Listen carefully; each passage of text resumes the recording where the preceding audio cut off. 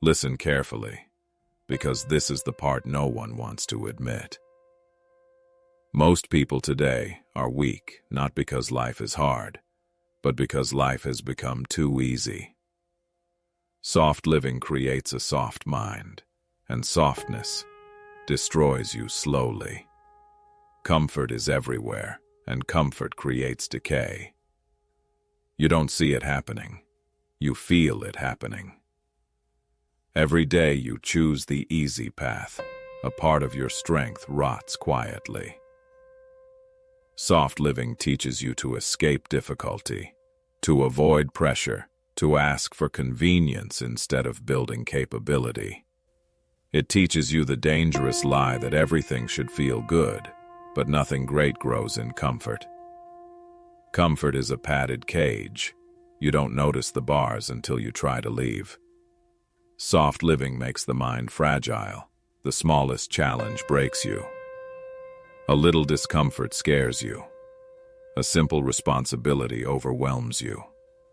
You collapse under weights you were never supposed to be afraid of. Weakness does not come from pain. Weakness comes from the lack of it, from avoiding it, from designing a life where nothing tests you.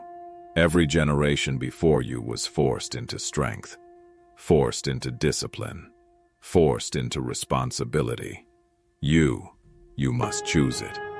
And that choice is where most men fail. Soft living blinds you. You begin believing you are strong only because life hasn't challenged you yet. But when pressure finally arrives, you see the truth instantly. Your reaction reveals everything. Do you break? Do you complain? Do you hide? Or do you stand? Soft living prepares you for none of this. You weren't meant to live a life free from challenge. You were meant to grow by meeting resistance. The mind becomes sharp only under friction. The body becomes capable only under strain. The spirit becomes unbreakable only under hardship. Soft living steals all three. Your sharpness, your capability, your fire. It leaves you comfortable and empty. But here's the good news. Weakness is not permanent. It is a condition you can reverse.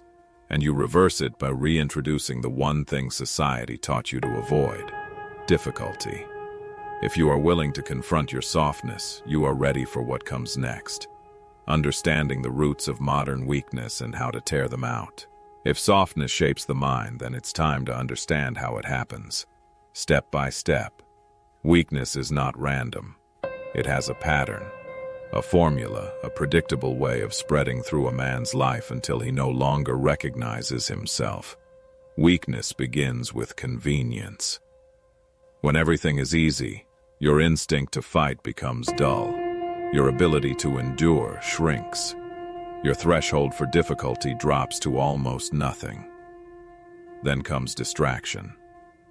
Modern life surrounds you with noise, endless entertainment, constant stimulation, cheap rewards that cost you your attention and destroy your focus. A distracted man cannot be strong. He cannot build discipline because he cannot stay present long enough to finish anything that matters. Distraction is not harmless. It is erosion. Next is emotional fragility. If you never face pressure, even small discomfort becomes overwhelming. Every challenge feels personal. Every criticism feels like an attack. The smallest setback collapses your entire day. Weakness grows when effort becomes optional. When your life has too many exits, you take them all. Responsibility stops feeling like obligation and starts feeling like inconvenience. Modern men break easily because they expect life to feel smooth. But life is not smooth. It is sharp, heavy, unpredictable, unforgiving. Only disciplined men endure it. Softness also comes from the lack of accountability. When no one demands more from you, you demand less from yourself. And slowly, your standards rot from within. Weakness grows in the silence of your own excuses. The excuses you repeat so often you begin believing them. The ones that justify laziness as strategy, delay as self-care, comfort as balance. The truth is hard, but simple. Weakness survives by avoiding friction. It dies the moment you step into difficulty on purpose. And here is the final mechanism. Weakness thrives in comfort, but it also hides in identity. When you see yourself as fragile, you act fragile. When you see yourself as capable, you begin to rise. Weakness is not permanent. It is a pattern you can break, but to break it, you must see every way it has shaped you, honestly, directly, without denial. Now that you understand how weakness forms, the next chapter shows you why it must be killed completely if you want to live with strength. Now that you see how weakness forms, it's time to face the truth beneath it. The truth most men spend their whole lives avoiding. Weakness doesn't come from lack of ability. It comes from lack of confrontation. You didn't become weak because you were incapable. You became weak because you stopped facing yourself. You avoid pressure. You avoid challenge. You avoid discomfort. You avoid anything that forces you to meet the real you behind the excuses and the comfort. You didn't lose strength.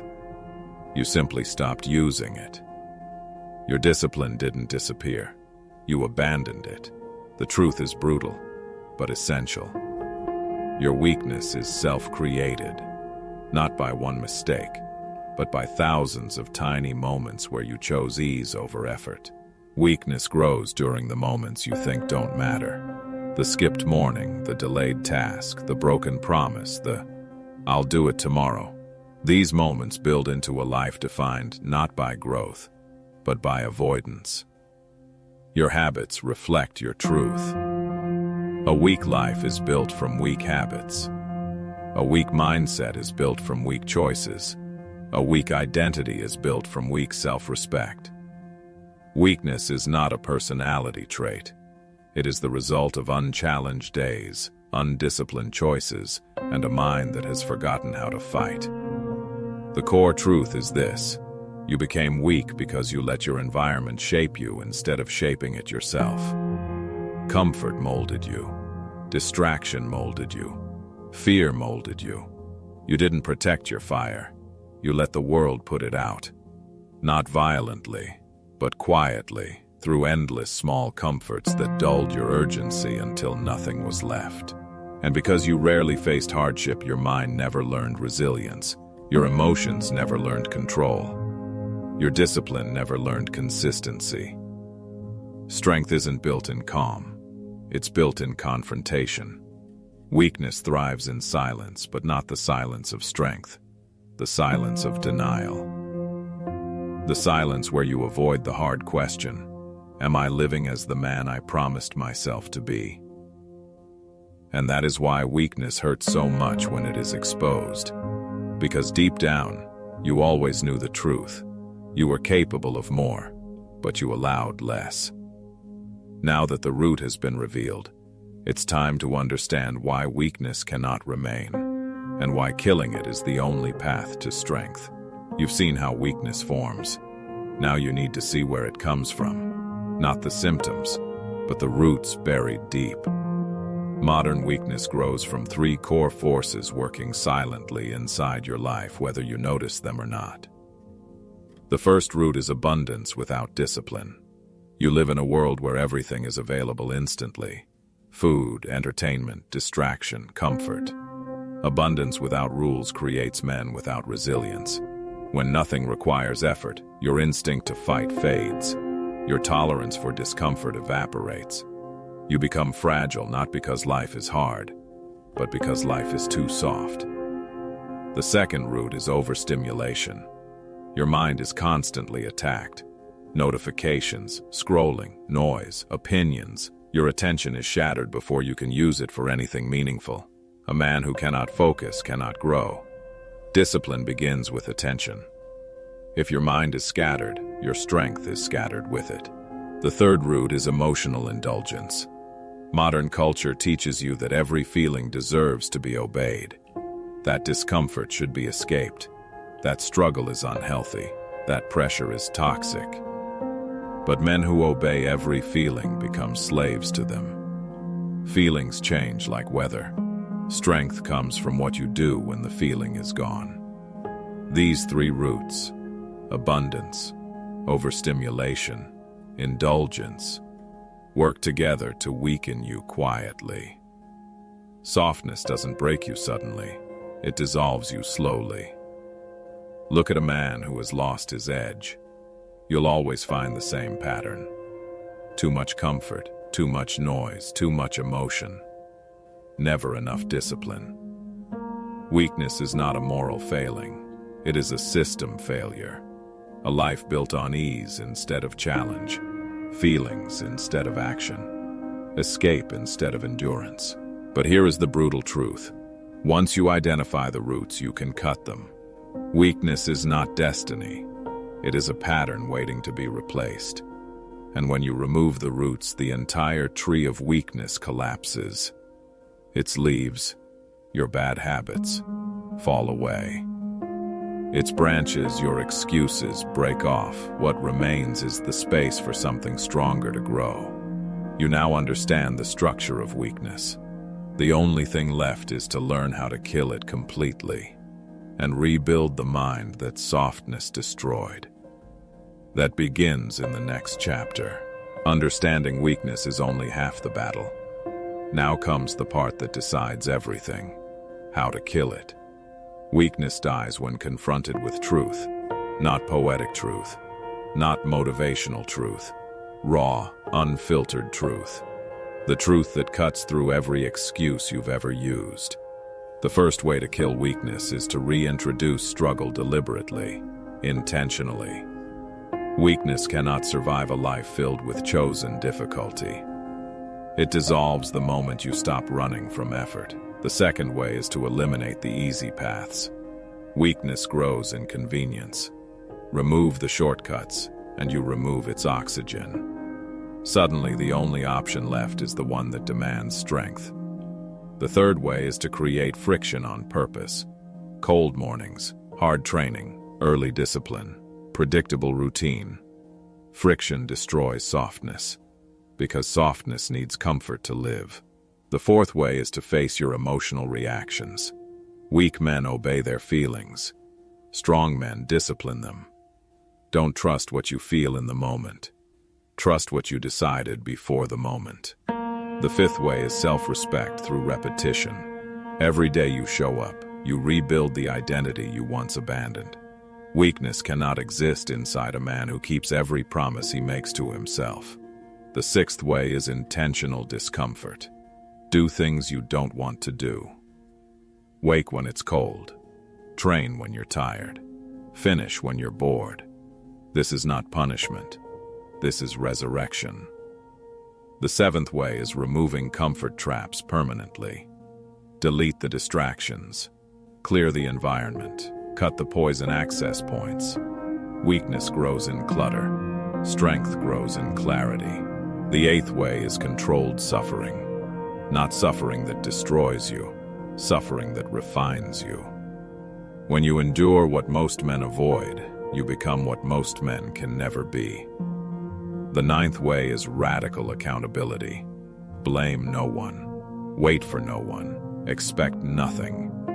Responsibility is the environment where weakness suffocates. The 10th way is breaking identity chains. Stop calling yourself weak. Stop saying, "I can't." Your words become your cage. Speak in actions, not limitations. The 11th way is replacement. You don't just kill weakness, you replace it with habits strong enough to erase the memory of who you used to be. Now that you understand exactly how weakness dies, the next chapter shows you how to build a life strong enough that weakness never returns. Understanding how weakness dies is important, but learning how to replace it with strength is what transforms you. This is how to build a hard mind. A mind that does not fold, does not panic, does not retreat when life pushes back. First, build friction into your day. Weakness grows in smoothness. Strength grows in challenge. Wake earlier than you want. Train harder than feels comfortable. Choose tasks that stretch you, not soothe you. Second, simplify your environment.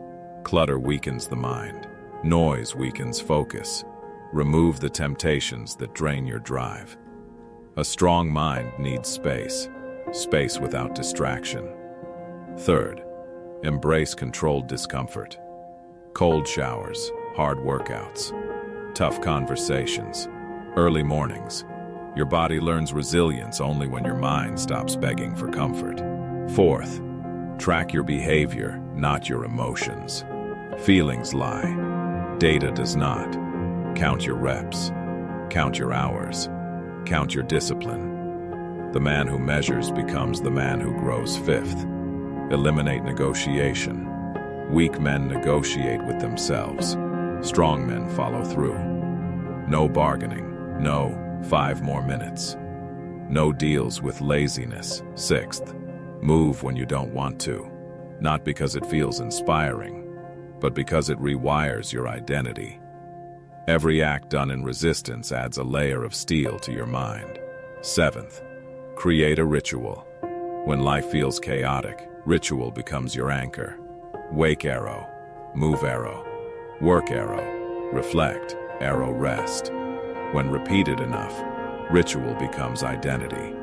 Eighth, expose yourself to pressure regularly. Pressure builds calibration. The more often you face tough situations, the easier they become. Weak men avoid pressure. Strong men seek it. Ninth, stop expecting ease. Life is not designed to be smooth. Everything meaningful requires friction. Accept this and you remove 90% of the emotional weight that breaks most men. 10th, commit publicly to nothing, but commit privately to everything. Your discipline is not for praise, likes, or validation. It is proof between you and you.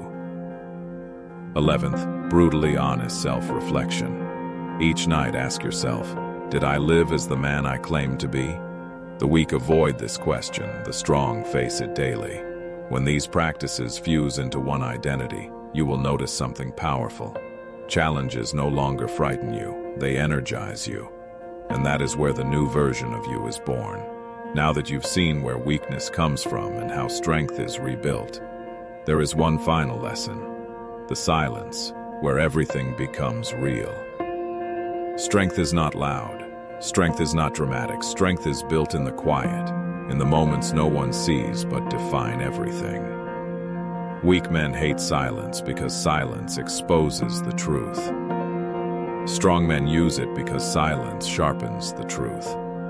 In silence, the excuses die. In silence, the lies disappear. Only the reality of who you've become remains. Raw, cold, undeniable. This is where a hard mind is formed. Not in noise, not in validation, not in praise, but in the discipline you hold when no one is watching. Weakness thrived when your life was full of distraction. Strength grows when you strip distraction away, and all that's left is you versus your decisions. If you want to know who you really are, watch how you act when no one is counting. When no one is clapping, when no one even knows you're trying.